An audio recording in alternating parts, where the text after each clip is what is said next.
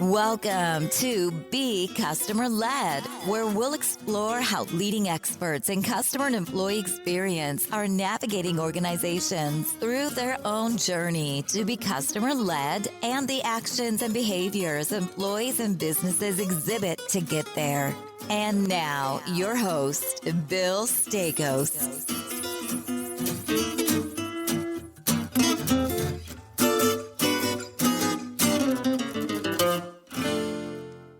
Hey, everybody. Welcome back to another week of Be Customer Led. I'm your host, Bill Staikos. I have a dear friend for our guest today. Gavin Macomber is the CEO of a company called Cloudli Communications. Now, Cloudli is a leading provider of next-gen voice, messaging, and data communication solutions for businesses and consumers. They've got about 7,000 customers. I'm really excited to talk to Gavin today because a topic that is near and dear to his heart, given the business that they're in, as well as mine, just from the space that I'm in customer experience, is meeting customers where they are, not where you are as a company. So Gavin, welcome to the show.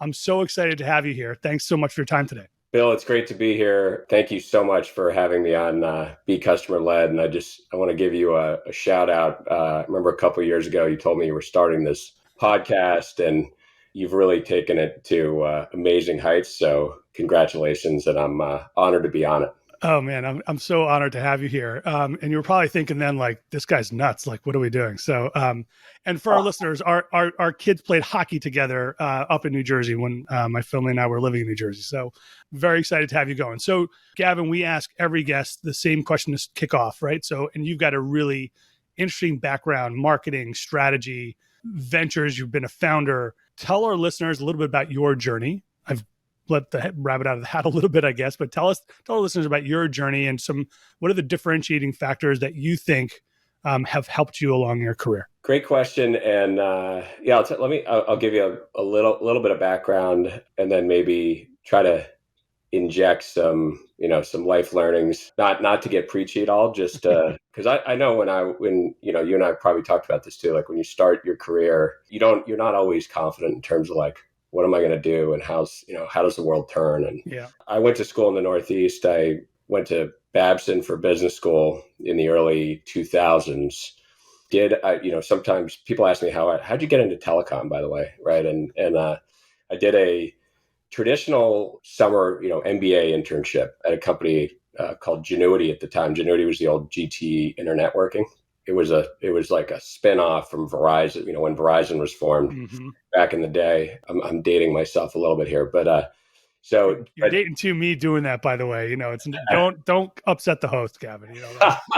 Genuity was doing some really cool stuff. So they were actually they were the original internet backbone. This dates back to, like, you can look this stuff up, like, BBN in Boston. Al Gore was involved in that company way back when.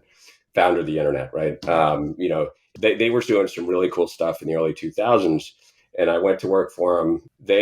When I left business school, I thought about going, should I go big corporate or should I do something else? And I've always had an entrepreneurial bent to me.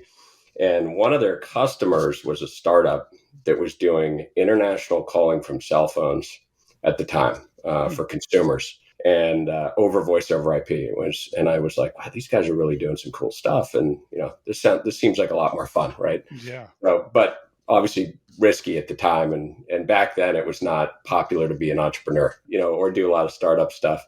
So I went there and spent a year or two trying to crack the consumer market. And the consumer market, as we know, it's like B2C versus B2B.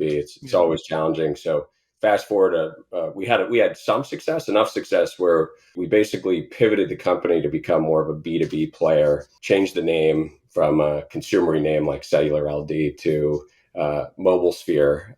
And we had some luck. We had some good timing. We picked up some marquee customers like the Boston Consulting Group, Harvard University, Consumer Cellular. You still see their ads on TV today, but that was pretty cool. So that I spent 7 years there and we grew the company. It wasn't always easy, but I am a firm believer that everything happens for a reason. And, while you learn from your, there's the challenging years, and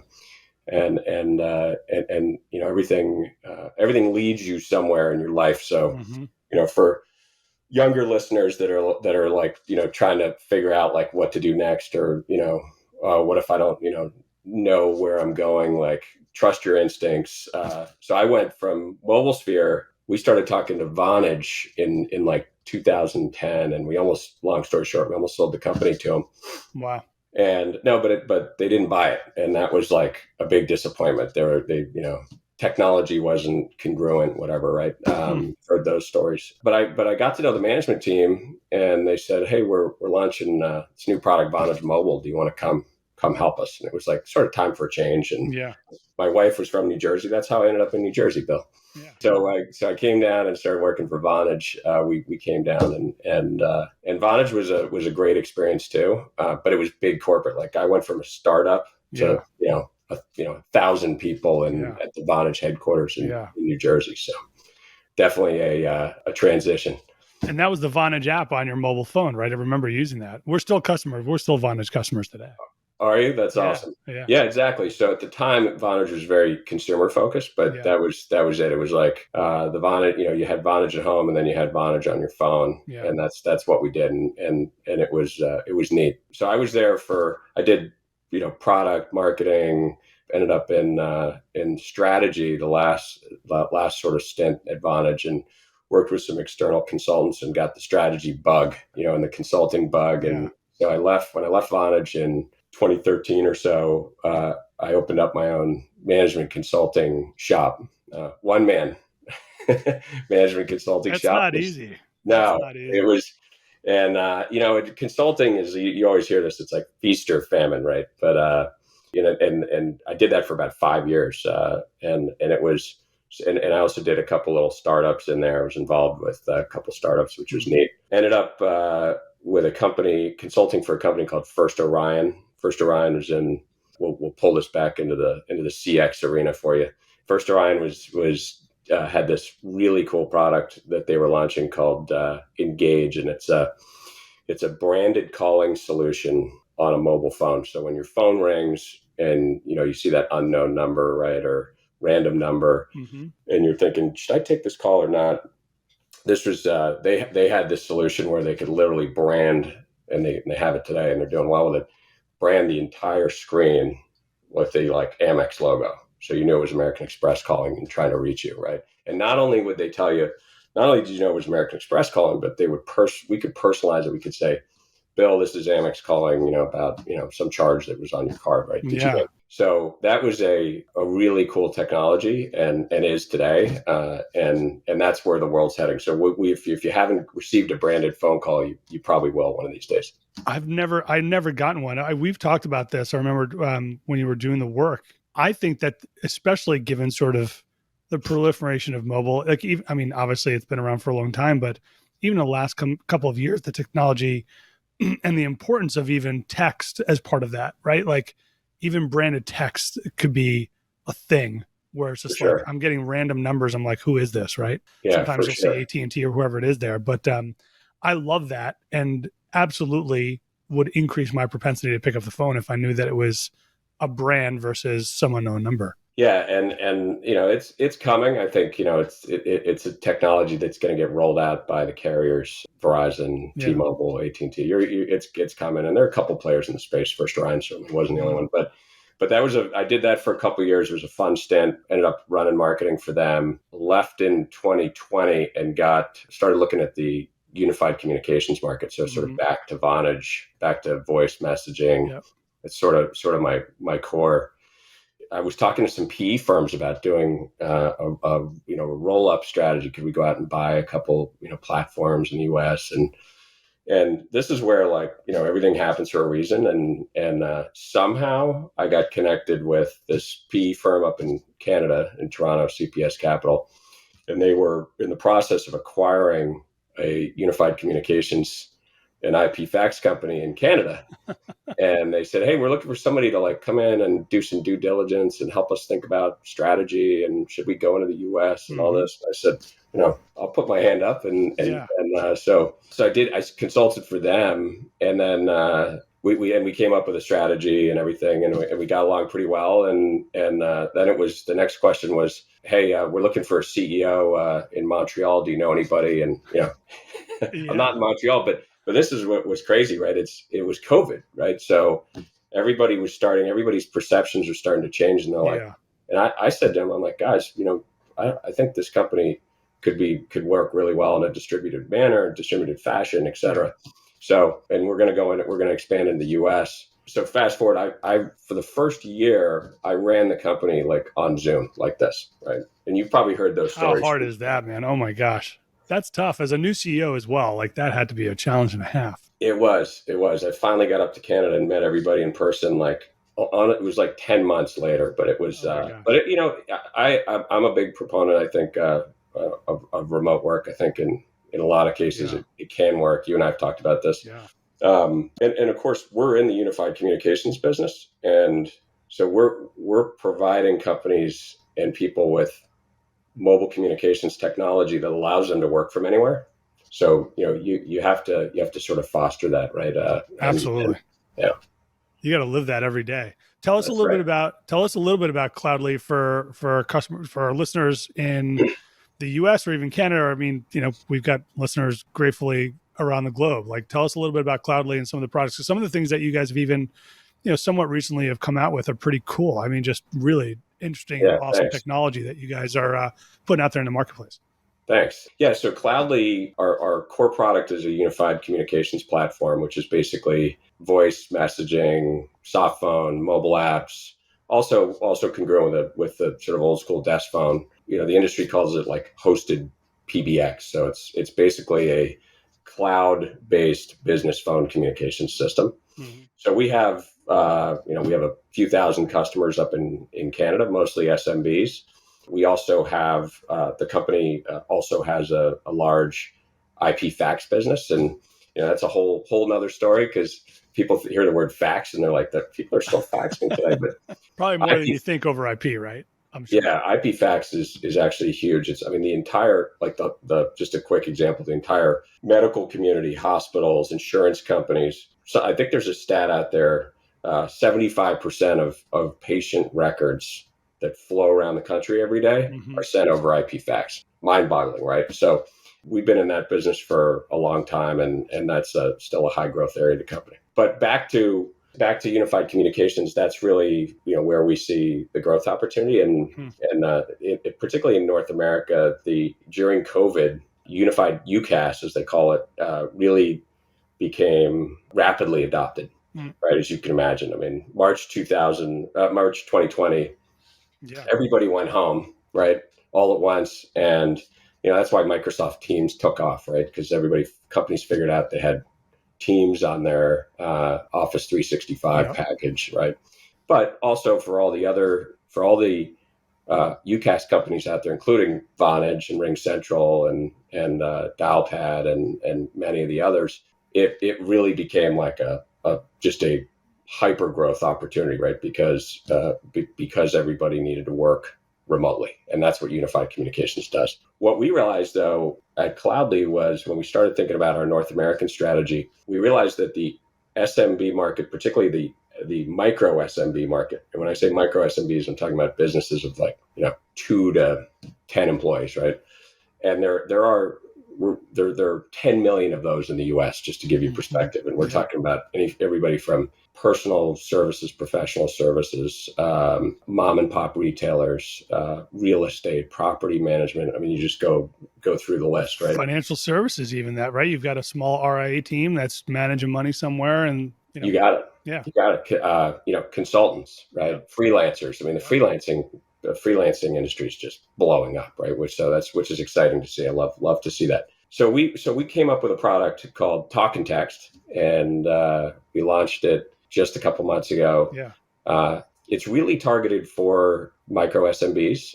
And what it does is, as you might imagine, based on the name, we basically took texting, and when I say texting, business, I'm referring to business texting, not personal SMS. Which is personal SMS is like when I'm texting you, or you're texting your colleagues.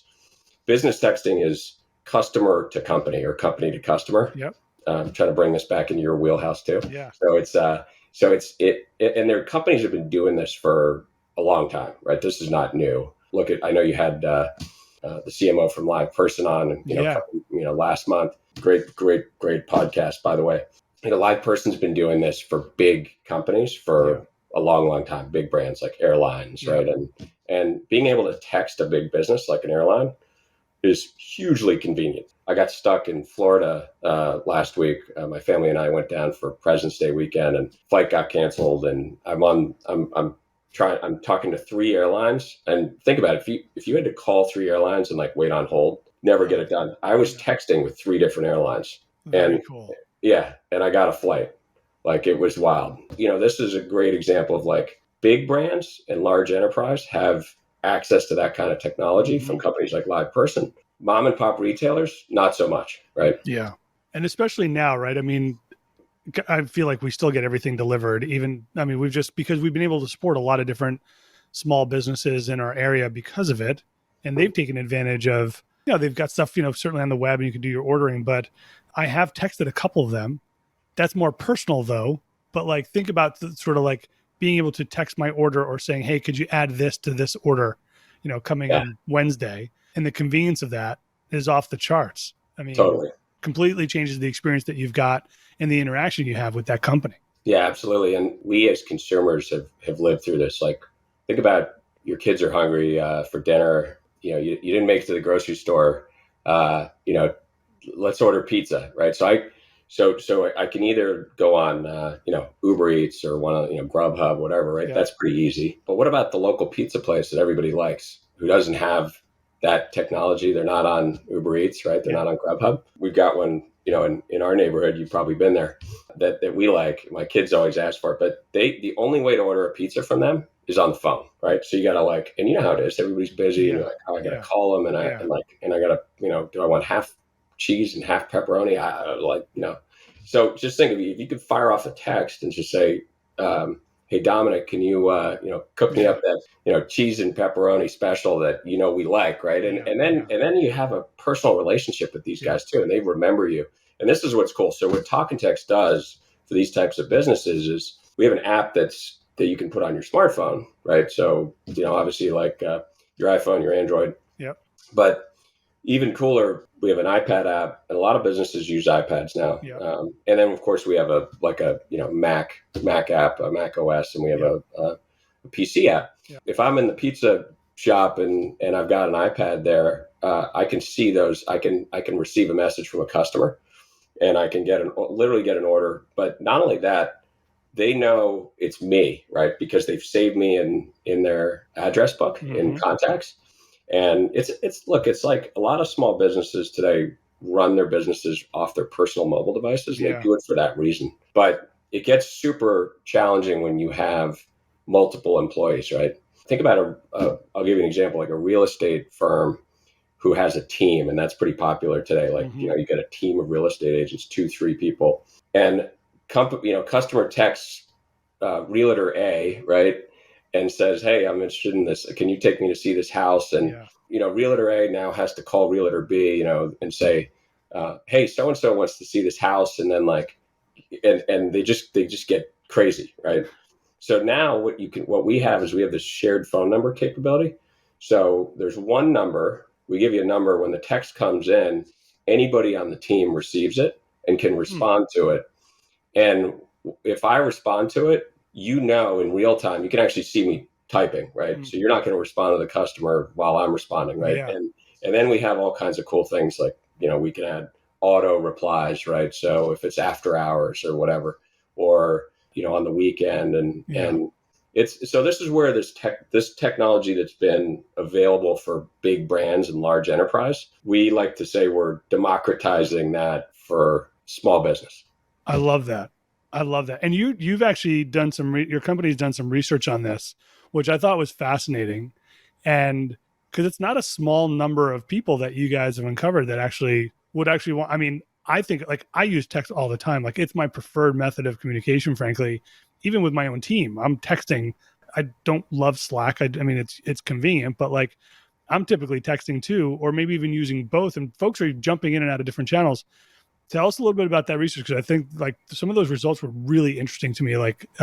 Those numbers are some of the numbers in terms of people interested in texting their small business or mom and pop down the road are really fascinating. Totally. So we did a consumer survey last year sometime, and it was a couple thousand U.S. mobile users, and the results were really they are really interesting. I mean, first of all, the big stat that jumps out of it is 93% of consumers want to talk and text with a small business. So this is like the pizza shop, right?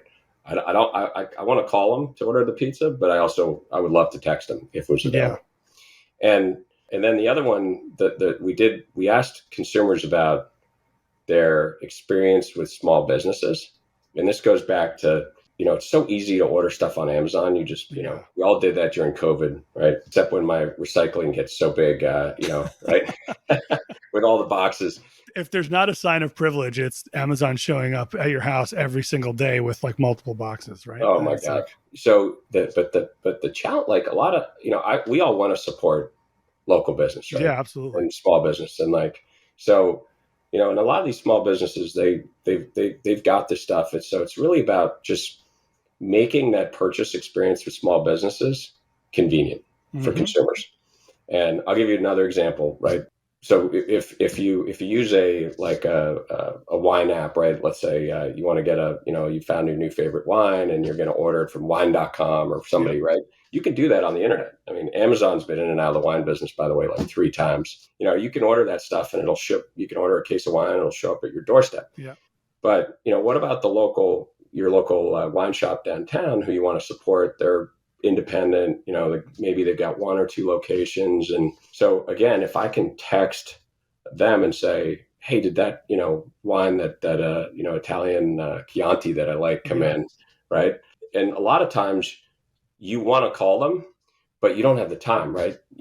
Everybody's busy and you just forget about it. But if I could fire off a text, like while I'm in a meeting or whatever, and just say, hey, can you guys put that aside for me this weekend? I'll be there Saturday, right? And I think that's what the important thing around text is, right? I mean, text fits into your schedule as a consumer, right? It doesn't like, oh, now I've got to take 5 minutes or 10 minutes out. I've got to go to the website. I've got to order the wine. Then it'll be delivered fine. But if you're like at a stoplight or at a stop sign, or you've got 30 seconds in between a phone call and, you're trying to have some lunch or whatever that is, you can just fire off that text and say, hey, I'd like a case of this wine as an example. That is meeting your customer where they are, right? And it fits. And now you fit into their life, which is so meaningful. And not only today, I think that the pandemic has certainly accelerated that, but that was a trend that's been building, but absolutely critical for any business. And love that you're bringing that now. And I love the concept of democratizing. We talk about, where I work, the concept of democratizing insights. You're democratizing technology to the masses by helping them be more competitive with larger companies. When you talk to your customers, like I can't imagine like a small, like a 3-person, 4 or 5-person organization has like a communication strategy, right? But when they're like looking at your product, how do you think that makes them change their view or their perception of this is really important? Like we got to really think about how this fits into how we're engaging our customers. Like, is it like a light bulb moment, or is it like a problem they thought they never had, or how does that kind of manifest? Yeah, that's a great question, Bill. And I'd love to ask you the same question because you could probably help us there. It's it's so the challenge with micro SMBs, and like we all know, we've either been small business owners or we know small business owners. I mean, people, especially during COVID, like these people like are just working around the clock, trying to keep their business afloat. If they were a brick and mortar shop and like they were dealing with, restrictions back, in the day, or a restaurant, right, that was at 50% capacity. I mean, think about, and so these are, it's people are busy. So it's really about how do you get them to understand that we can help them, right? Mm-hmm. So how can I help you help grow your business and make it easier for your team and make it more convenient for you, less of a stressor? It's like we wrote this blog post about a couple maybe 6 months ago, vacation proofing your SMB, right? Like small business people want to go on just like go on vacation. But what if the phone keeps ringing? So when you have a landline, And I've talked to some people and they're like, well, what do I, they have a landline, old school landline that comes in their business, and they literally like they fast forward or they forward it to their cell phone, right? But then their cell phone rings off the hook like 24/7, right? And that doesn't really sound like a vacation to me. No, not at all. So what we with our service, so we do texting and voice, it's all together. And so what you can do is you can really control, not only like you can control the customer experience, and you can provide a really, I think even better customer experience. Because think about when you, as a customer, when you call in and you don't get the business or they don't answer the phone, You're moving on. We have if you text in, we can send an auto reply. It's like after hours, or we'll come back to you. We'll be back to you on Monday. So we can automate all that stuff for businesses, and we can do it from, between 9 and 5, they're going to get this message. And then you can do cool stuff. Like if they call in, you give them an IVR and you can say, press 1 to like leave a message, or press 2 and we'll text you. And then you send it, and then they press 2 and our platform will send an automatic text to them saying, and then we've converted the conversation into a texting thread. Yeah.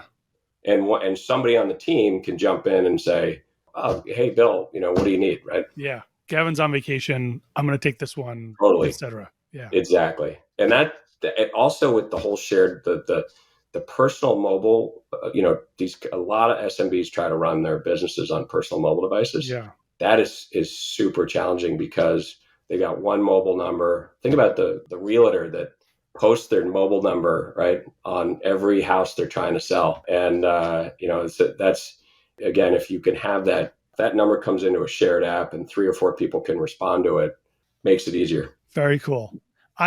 For me, I'm a little bit unorthodox in my view around customer experience from the perspective of you got to use the toolkit to actually drive business strategy, increase revenue, reduce your costs, improve the culture at your company, right?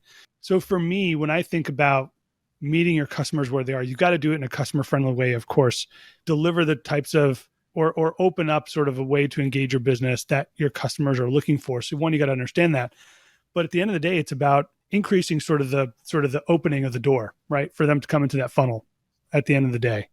And if you don't have texting, I mean, obviously everybody have, nearly every business has voice, right? But like, if you're not offering things like text because your customers want to do that, you're missing opportunities to grow your business. Yeah. So for me, it is very much about opening the door to the funnel, or the top of the funnel, and then being able to keep them in, because now you're keeping them engaged in a very personalized way.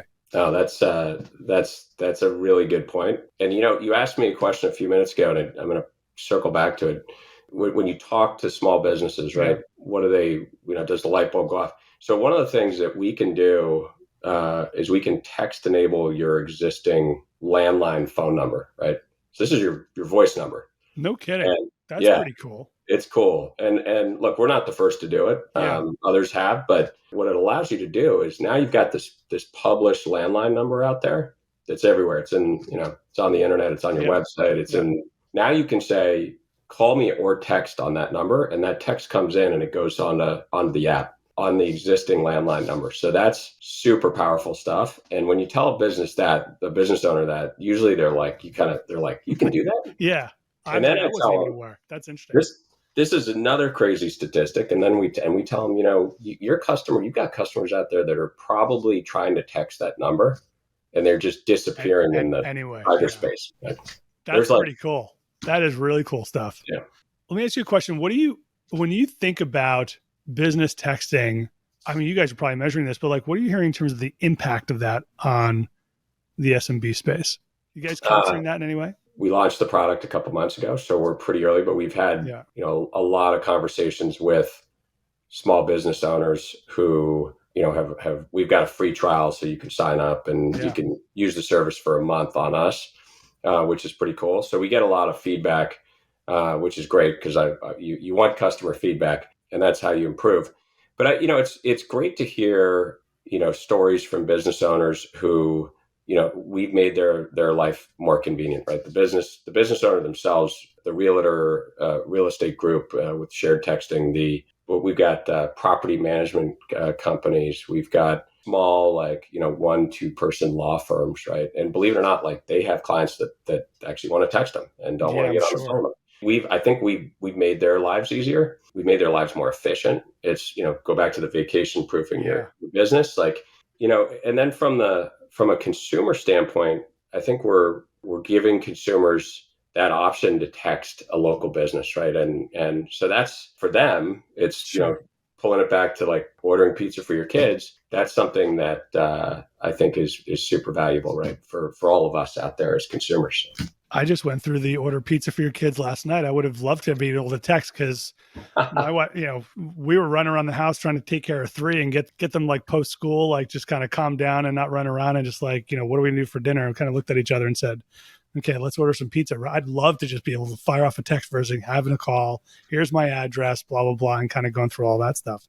That's awesome. Hey, this is really cool tech. I've got two more questions for you, Gavin. Sure. And I've recently started asking the first one, but I really do love the responses that I get and I've actually getting feedback that folks love this question because it's opening people's perspective into different leaders out there. So like, who do you look up to from a business perspective? That's a great question, Bill. And you sent that to me a couple of weeks ago, and I was thinking about it. And I respect people that are visionaries, people who can see markets shaping 3-5 years in the future. I think that's that's a incredible asset for a lot of people. Probably many of us could probably do it if we tried, if we just thought about it. But I look at people, obviously like classic example there is like Elon Musk with electric vehicles, right? Yeah.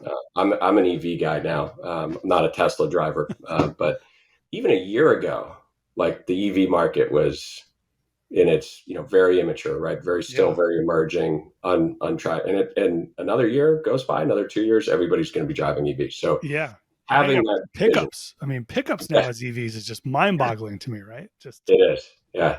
The F-150 is going electric, right? Yeah, the Lightning, man. You can't even get one. It's just like everyone wants one of those things. Totally. In our industry, there are a couple people. So one, Rob Locascio, he's the founder of LivePerson. I don't know Rob, but I've watched him over the last 10 years. I've watched that company grow. Again, classic example of like knowing that the world we were going to live in was going to be messaging and texting centric.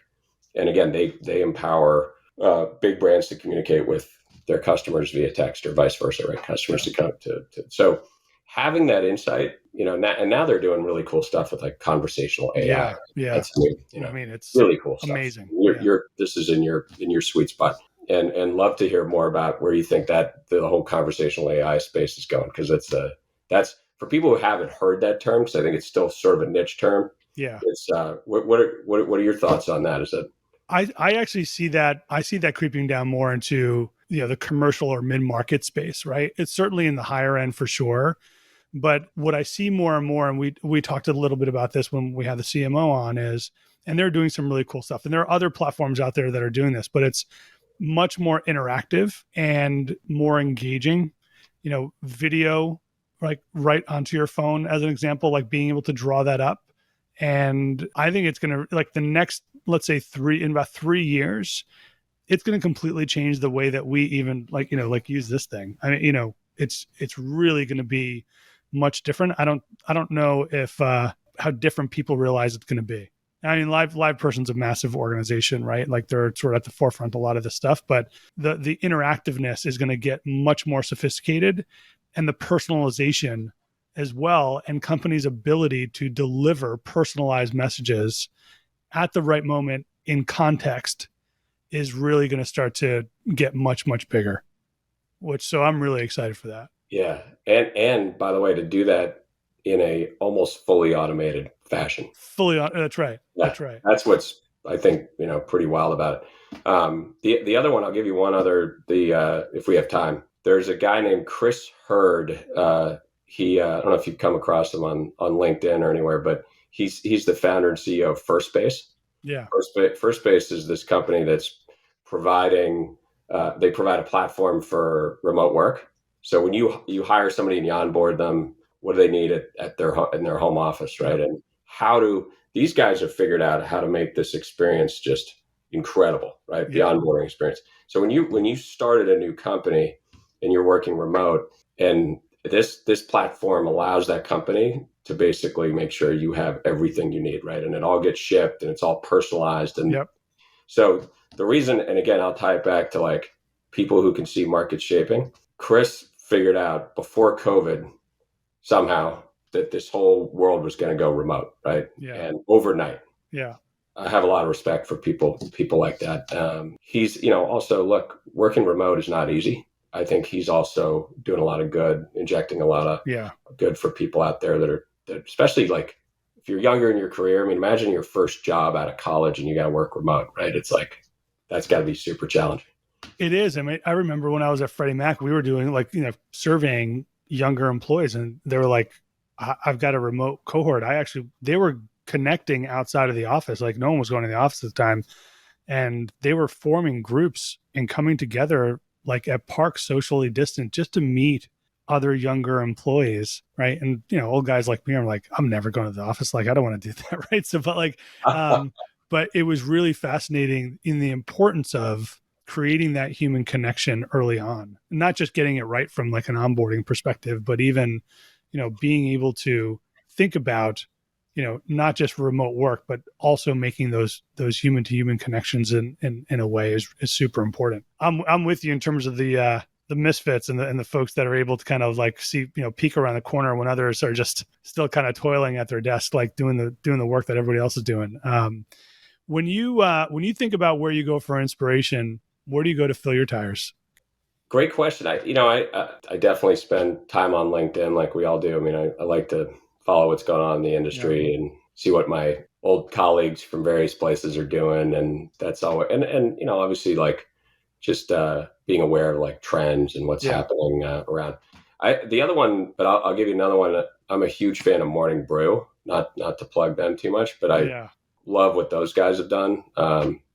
Alex Lieberman, I mean, brilliant guy, obviously. I started listening to their business casual, podcasts like 2 or 3 years ago, like on the treadmill, right? I'm like, and how good were those, right? Early on. And, super engaging podcast. I mean, and what they're doing, I mean, what they've accomplished and what they continue to do is just, it's awesome. It's an inspiration. It's great to see. They've got a new podcast called Imposters. I haven't listened to it yet, but I just saw it. I just saw it as well. I want a couple weeks ago. So it sounds pretty cool. It's like, how do people get to where they are in their careers? It's like what we're talking about right now. Yeah. It's going to be fascinating. So I'm looking forward to listening to some of those when I can find the time. Well, you've got to run a business. I know that's not easy, and that takes up a lot, plus a family and everything else. Gavin, it's so good to see you, man. So happy to have you on the show. I really appreciate you coming on and talking to listeners about a little bit what you're doing, what you're hearing out there in the market. And I think you guys are doing some really cool stuff. And I think it's so important to be able to bring this kind of technology to so many other organizations who really need to open up that door and let customers in different and new ways. You're changing the game, man, every day. That's awesome. Thanks, Bill. Well, pleasure's mine. Thank you so much for having me, having us, and really enjoyed the conversation. So let's do it again soon, in person too, right? Yeah, absolutely. Next time I'm up in your neck of the woods, I'll definitely give you a shout. Or vice versa. Thanks. Absolutely. All right, everybody. Have a great week. We're out. Talk to you soon, everyone. Thanks for listening to Be Customer Led with Bill Staikos. We are grateful to our audience for the gift of their time. Be sure to visit us at becustomerled.com for more episodes. Leave us feedback on how we're doing or tell us what you want to hear more about. Until next time, we're out.